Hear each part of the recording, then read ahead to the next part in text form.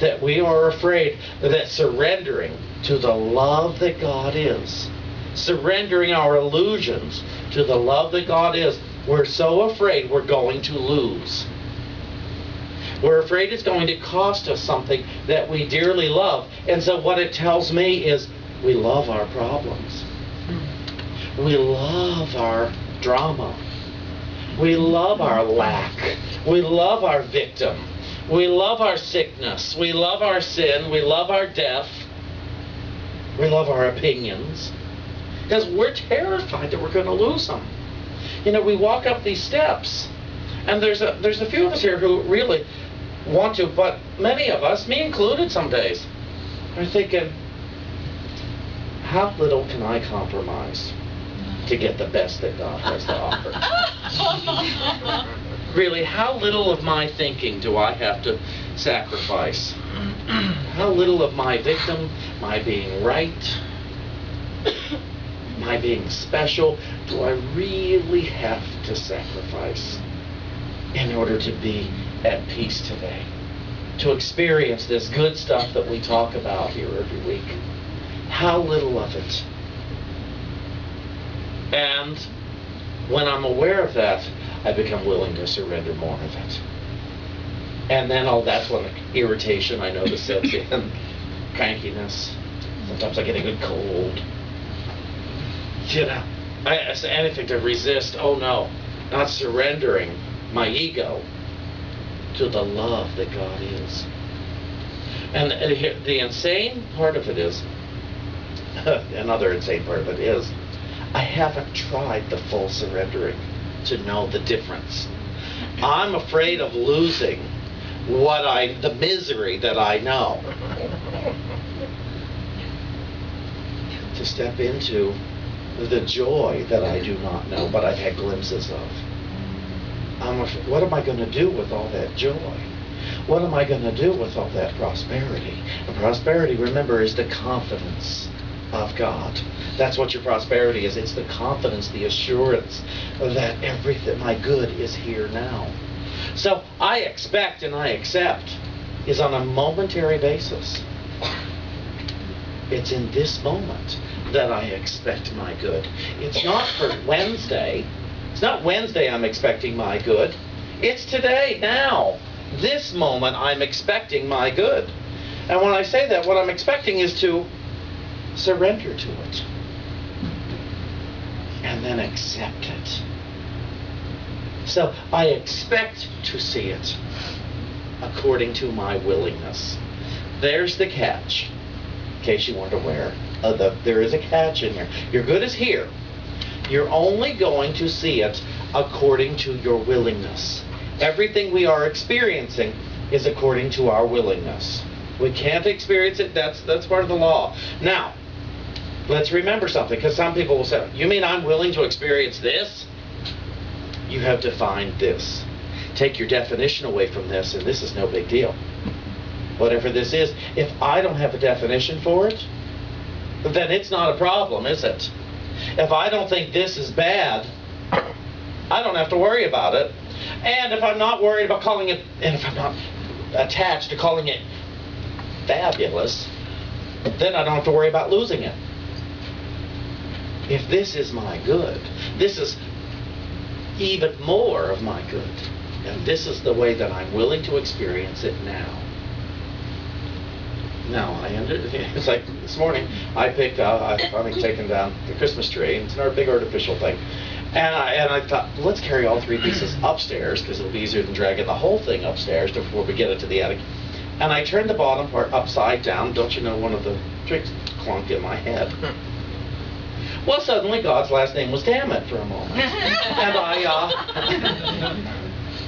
And then I dragged the tree upstairs, and I went on about my business.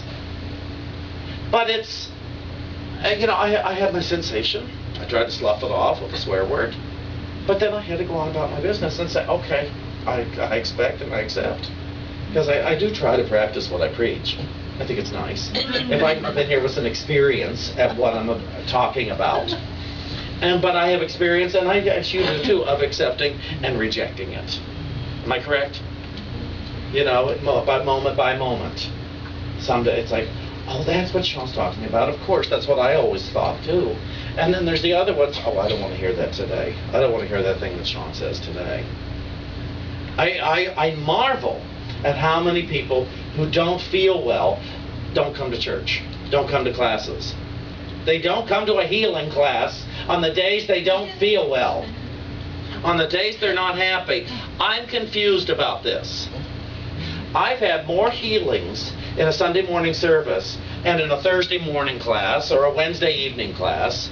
I've seen headaches leave my body. I've seen colds leave my body at those times, because that's the time to get together with mighty companions, with fellow truth students, to say, I'm ready to experience this. Jesus taught us that we could have instantaneous healings.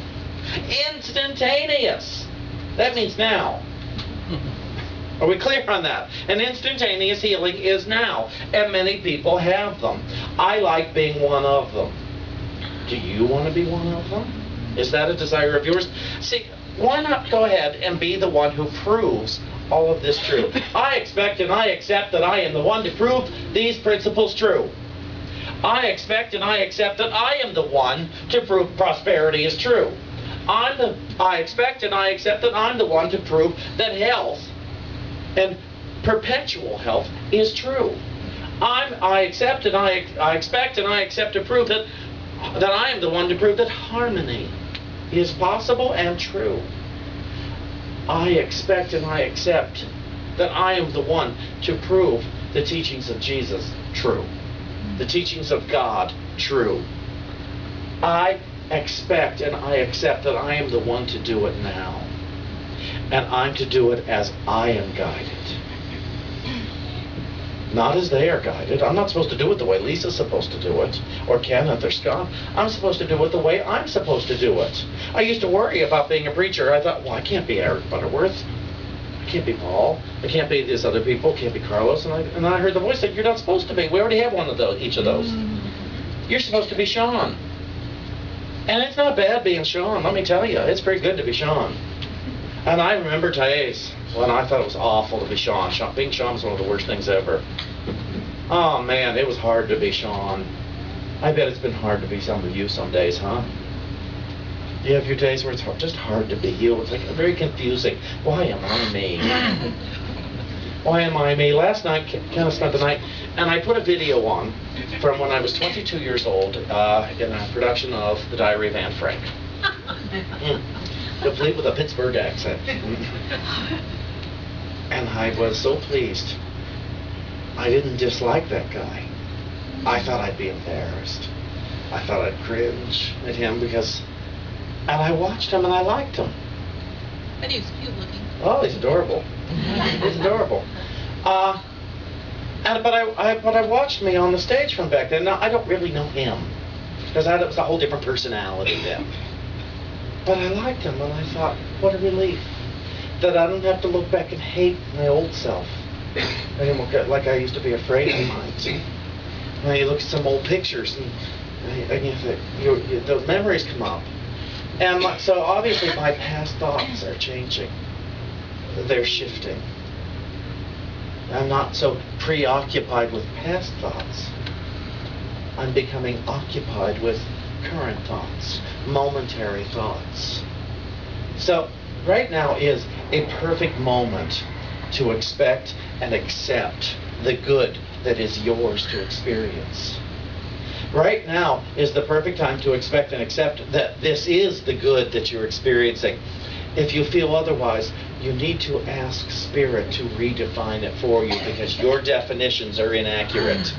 If you are defining this moment as anything less than good, you're giving it an incorrect definition. We're clear on that. This is the stuff I got out of Unity when I came in the door and kept studying and listening. I don't have to be miserable ever, is what they told me. They didn't tell me I wouldn't be miserable ever. They told me I didn't have to be. That it was always going to be a choice. AA taught me the same thing. Course in Miracles teaches me that. I don't ever have to be miserable. That is always going to be a choice, and it's going to be a choice based on a past thought. not based on the thought of now. Right now, it's fine. Right now, there's nothing missing. There's no money missing. Right now. Now, I can think about a month from now where, there's some money missing there. But not right now. There's nothing missing right now. My health, here I am. My health must be fine right now. We seem to be getting along, so I must be in harmony right now. Nobody's yelling at me. Nobody's yelling at anybody right now. We must be fine. We must be in harmony. Yes. You know, I have what I need. I'm not hungry right now. There's no food missing, and if I need something, there's a pretzel in the kitchen. You know, if I'm really hungry, I know there's some carbohydrates over there that I could go enjoy if I were hungry. Got a bottle of water there. So if I'm thirsty, there's nothing missing. I'm here with you guys. You're here with each other. You're here with me. We got it all. We got everything in this moment. So take a breath. We're going to have a prayer of gratitude here. Let's give thanks now that love is all that there is. And love is the provider of all that I need. Love is the provider of what it is I really want. So I'm going to surrender right now my confusion about what I think I want. And I am fully willing to accept what it is I do want right now, in this moment. So I invite you to feel the expectation welling up inside of you. The excitement welling up inside of you as you are becoming willing to know that right now in this moment is the moment of acceptance. This moment is the moment of joy, of truth, of peace, of love, of God. This is the moment that I am willing to see the face of God. This is the moment to know that I am the face of God. This is the moment that I become aware that God is my source and the voice for God is my informant. So Holy Spirit, speak to me, speak to everyone here of the moment, the holy moment. Speak to us all. Tell us the truth of our being. Tell us the truth of our mind, of our body, and all of the physical world, as well as all of the invisible world. Dear Spirit, I am so glad and I am so grateful for this moment with these individuals, with these friends. We have taken this time to say yes to this moment. In this yes, we say thank you and amen.